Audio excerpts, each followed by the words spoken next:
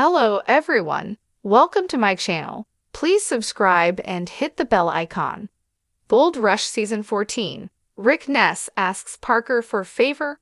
Discovery fans who are watching Gold Rush Season 14 with the return of Rick Ness are thrilled with the new season.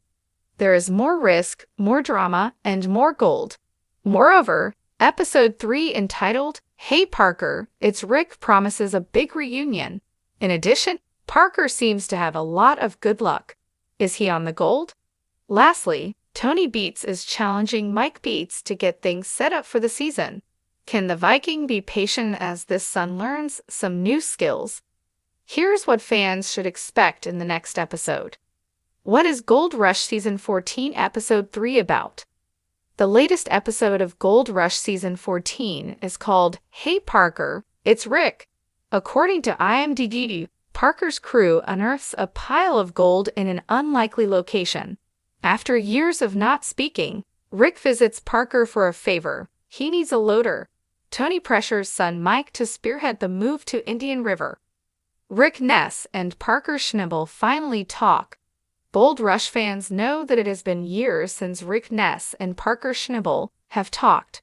Parker is the one who found Rick when he was playing stand-up bass for the 357 string band. He talked him into joining his crew. Rick had previously worked for his father's construction company, so he knew his way around the big machines. However, things got tense when Rick had different ideas from Parker. They butt heads many times. Then, Rick started his own mining team and the two became estranged. But based on this week's preview for the upcoming episode, there seems like no animosity whatsoever. The two give each other a friendly hug. Then Parker tells him how he knew Rick would be back, and Rick really seems to appreciate his support. Then Rick admitted that years ago he gave his best work to Parker. Parker then admitted he was at his worst during this time. Parker also pointed out how hard they all worked, but Rick was ready to do it again. He has put it all on the line, and he is determined.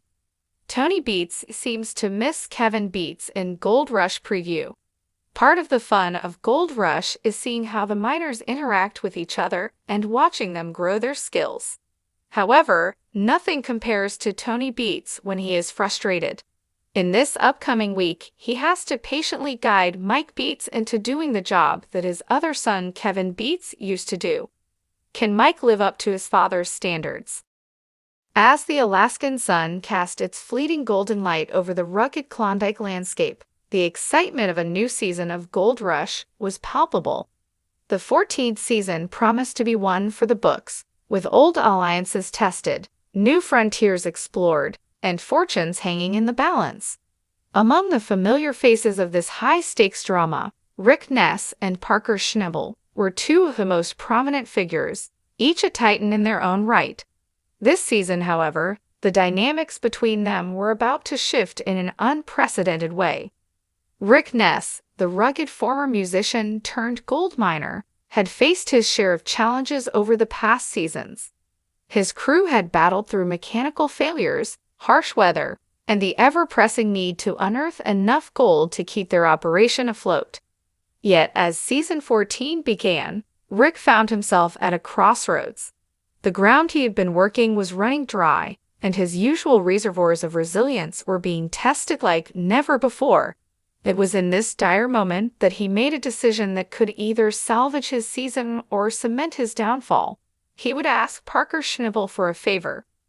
Parker Schnibble, the prodigious miner who had made a name for himself with his relentless drive and uncanny knack for finding gold, was not known for his generosity. His success had bred a certain self-reliance and, at times, a hardened exterior.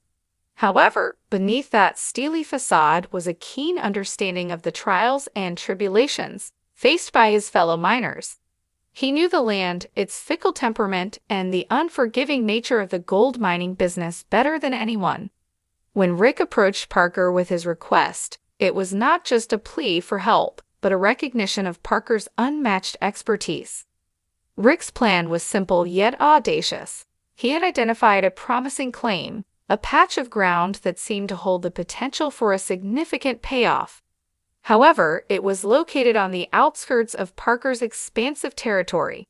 To access it, Rick needed Parker's permission and, ideally, his logistical support.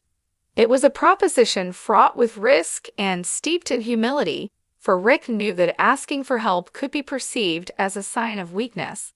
But in the cutthroat world of gold mining, pride often took a backseat to pragmatism. As Rick laid out his proposal to Parker, the tension between the two men was palpable. The crew, usually boisterous and energetic, fell silent as they watched the interaction unfold. Rick spoke earnestly, outlining his plan with a mix of desperation and hope. He highlighted the potential benefits for both parties, the opportunity to uncover a substantial amount of gold, and the chance to forge a new alliance that could withstand the pressures of the mining season. Parker listened intently, his sharp eyes fixed on Rick. The weight of the decision hung heavy in the air.